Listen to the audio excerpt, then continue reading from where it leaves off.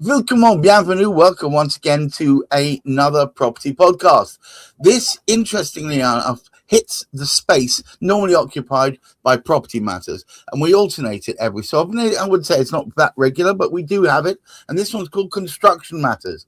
Of course, with Hamish McClay of Surgical Bay, our esteemed Lord and Master who set this up in the first place, and today's special guest is Frank O'Donnell, the surface water guy. What he doesn't know about surface water is not worth knowing. And we will be talking more to him shortly. But to start us off, as is per normal, Hamish McClay. I guess it's got to be rather typical. But good afternoon to you all. Great to have you as an audience yet again. We're particularly fortunate today. We haven't had Frank before on any of our podcasts. Not because we didn't want to have him on here, but it takes time to do this. And it's so very, very typical, particularly around here. We'll speak on a day where there is no, or appears to be no surface water, because the rains have come down.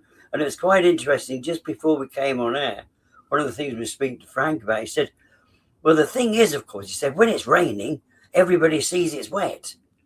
Once the rain stops, the water disappears. Well, of course. Problems don't, though. Well, interesting enough, we call that object impermanence in ADHD world. Yeah, because you can't see it, it no longer exists. Oh, right. Well, but it very much does so. So I pass over to Frank to tell us something about what's going on. And one of the other things is, we always remember this from years ago, being told that, oh, it's the wrong sort of rain. And you think, well, yes, the thing, it's wet stuff coming down. What sort of rain does it need to be? But I mean, all that happens because everything's changing. The climate is changing. And I'm sure within that, the groundwater, the dynamics of which we speak with Frank about, a lot of it will be revealed, but not sufficient to enable us to not bring Frank back again. But let us get things going with Frank anyway. Frank, welcome to the show. Interesting enough, I live in the middle of nowhere, and there's a big field near us, which Anglian Water have been digging up to put in these huge stormwater drain type affair underneath it to reduce all the surface water flooding. They put it in after a year, and it's still got surface water flooding. But anyway, moving swiftly on, what can you tell us? And welcome to the show. Thank you. Yeah, delighted to be here. Thank you for the invitation. Yeah, surface water is a real passion of mine, and it has been for the last sort of 12, 14 years. We believe that there's a lot of room in the market for changes. We have to take this problem with surface water head on. We have a situation where not only around the world, but even in the UK, over the next couple of months, we will see it, where we will have a water shortage. There'll be a hosepipe ban. Because we don't have enough water. And yet what we're doing in terms of replenishing the water table, we're sending billions of litres of water into the ocean, where it becomes contaminated and it's no use to man nor beast.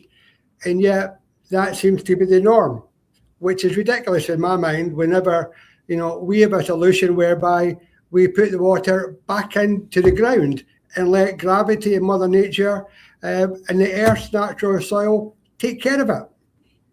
And to me, it just makes so much sense, and I don't understand the mentality of sending water to the ocean. So apparently, we all get very worried about surface water when it's tipping it down, but the moment it all dries up, we all forget about it. Is that what happens? Yeah. It's actually quite an interesting one because, if you think about our bodies, in the middle of winter, our bodies, we tend to get cozy and pull ourselves in. And when the sun comes out, the shoulders open up and we get quite blasé about it.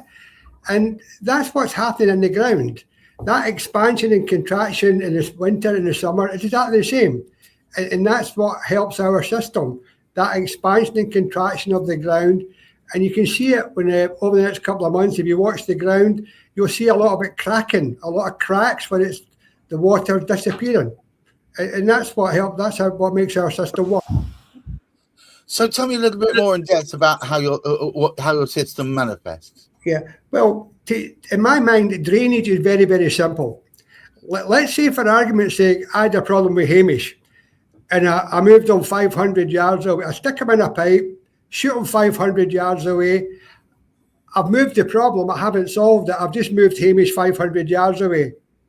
And that's drainage. That's all it is. You're just moving the problem from one place to somewhere else. On a golf course, we call that just chasing puddles. You're just moving it somewhere to go somewhere else. Basically, what we're talking about doing is drilling into the ground, going down to maybe 12 to 15 meters into the ground, into dry, unsaturated ground, which takes the water away, and let gravity, Mother Nature, and the earth soils take care of it. And that's what we do. We create additional capacity. That's what we do. And that's everything. What happens if the water table is really high? You haven't got very far that you can push the water. The water table is obviously something we have to contend with. To meet all the regulations, we have to curtail any drilling that we do to at least a meter above the water table. Right. So that's all taken into consideration. I'm based in Scotland, so everything we do is all been rubber stamped by SEPA and Scottish Water, and so we install it based on the rules and regulations that they stipulate.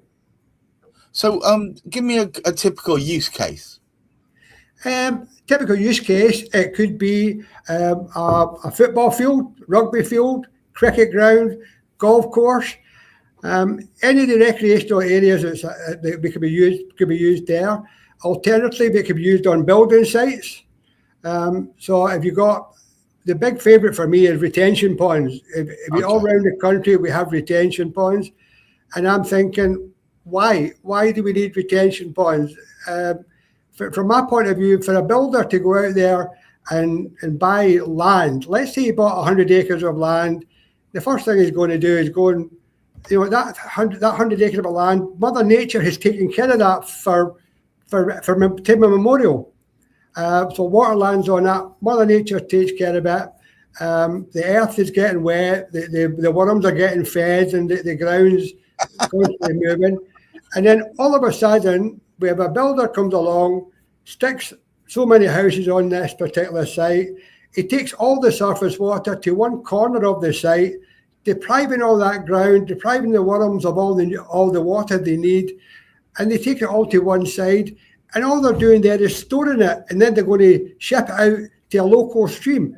And builders are notoriously finding a little stream that appeared on a map 150 years ago, and we'll use that as an outlet. Honestly, you couldn't write a book about it. Or you could write a book about it. All right. So at the moment, what is the alternative to what you do? The alternative we are doing is just move it somewhere else.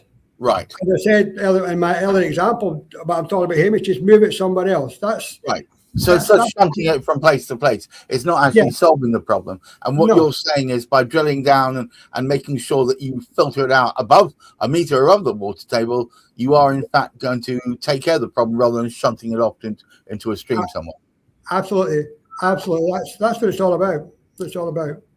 Hamish, this seems to be a problem that's going to increase, not decrease at the moment, given that we have climate change as we have done. Well, as Frank has explained to me in conversations in the past, over time, we have the type of rainfall that we have. We have, like, as we've sort of spoken about, there are some places in the UK, they haven't had a day without rain since the start of the year. Right. And here we are into the third month, and there's all that particular sort of rainfall. Mm-hmm. And we're going to reach a point where the rain's going to stop. And as Frank said, the things are going to change. And it just worries me that you've got all this wondrous water sort of coming out of the skies, and somehow or other, instead of actually keeping it where we actually sort of need it, because surely over time, what's going to happen, if you let those cracks appear, this is when it destabilizes the buildings that are above it. All that water's going away to as a retention pond, whatever one chooses to actually sort of call it. That is going to find its way into water supply somewhere around the ground. But from my understanding of what Frank's solution actually is, you take that development. First of all, his solution is going to be cheaper than the one they're using. You take a retention pond.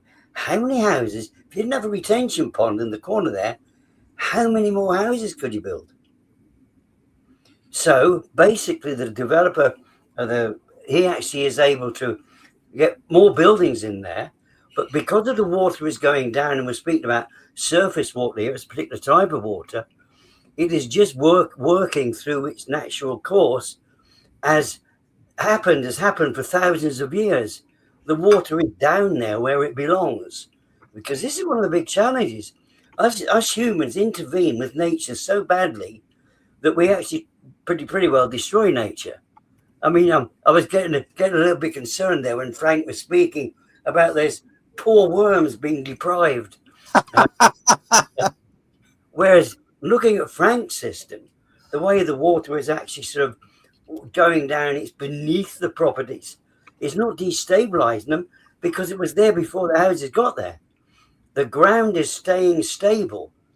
By building on it, we destabilize it, which is why sometimes all looks very well for the first couple of years. Then after a couple of years, things start changing as the ground itself sort of dries out, the water's taken away. So there's an awful lot to be said for. I'm a great nature lover, as many of you will know who watched it. So the more of nature that we can retain, the more effective it is. But the other thing is, what happens to that water? At the moment, all sorts of things happen to it. First, and then we get rid of it and throw it into the ocean. So it's no good to man the beast, really, because of the way it sort of goes. Well, it will actually eventually come back to us, but it takes a long time. Whereas the way of the world, if we're actually able to retain that water below those properties, I don't know, maybe Frank can tell us. Frank, are we going to get the same level of drying out of those properties above because of the system that you're actually sort of operating and you were putting not at all. It's not no way will it dry out. What it actually does, it equalizes the moisture throughout the ground, because in the dry, when it's really warm, the water will be pulled back up again, up through back towards the surface. So it equalizes the moisture content throughout the ground. So we're not drying it out. No, not at all. That was initial thoughts of one or two people, but over the years, we've now been doing it since 2012. We've got over 600 installations across the UK, and that doesn't seem to be a problem, Hamish. It's not a problem. But it's one of the benefits I thought would actually be a sort of great one to us.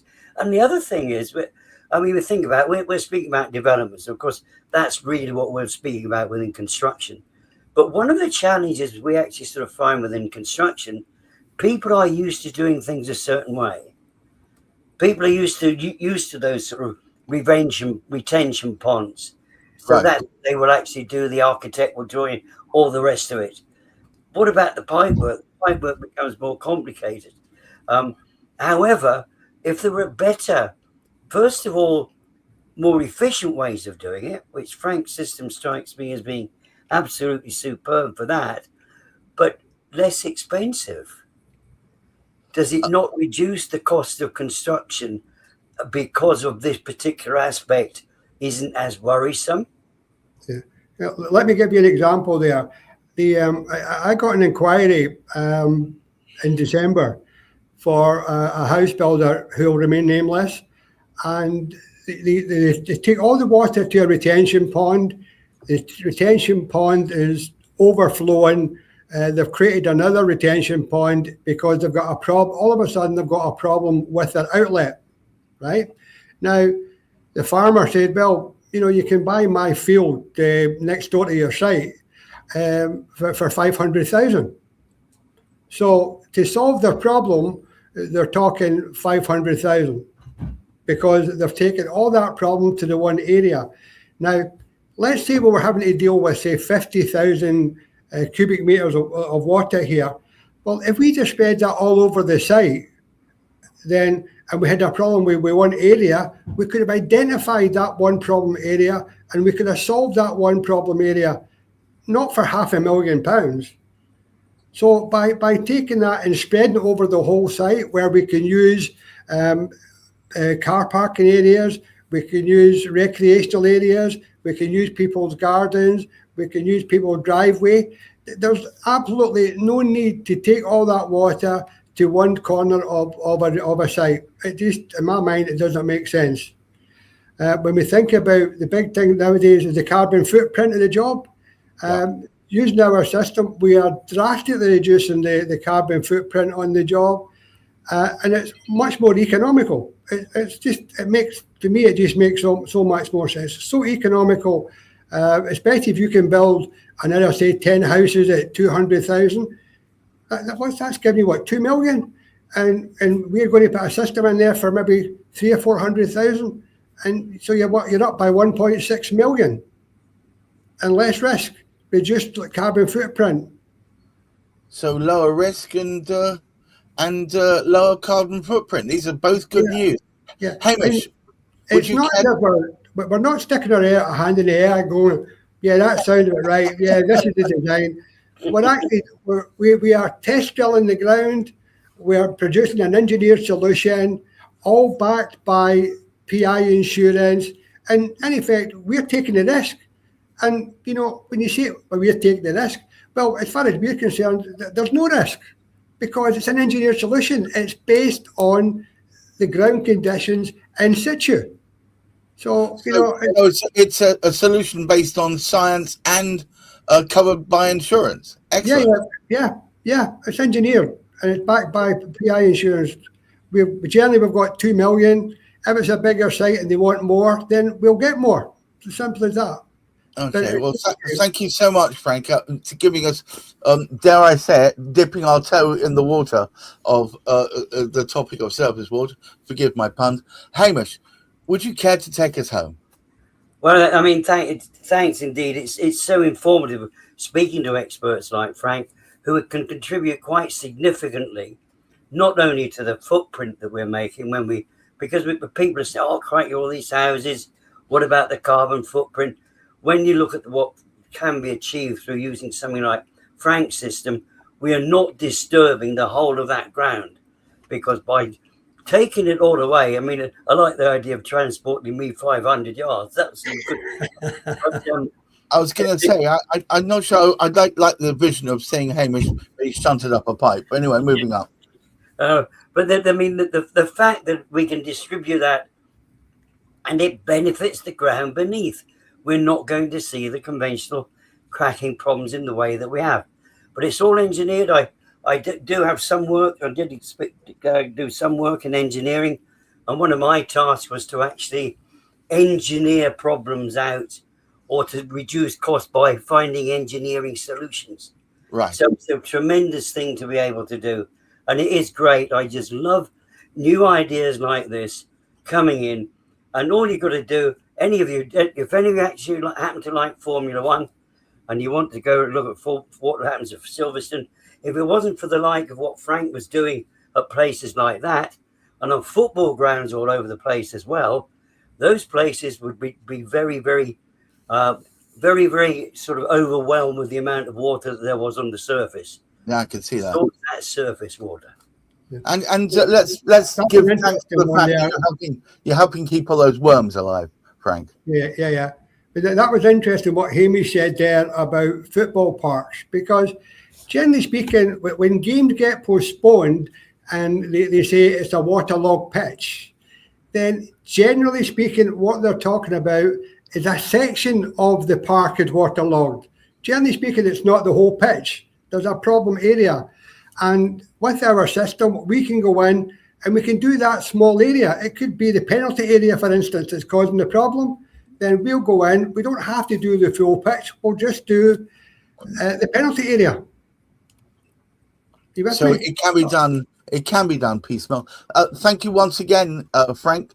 Excellent, useful information. I'm hoping that everybody here. I saw a whole influx of people, to new people to this channel. We talk about, in this particular channel, all things construction.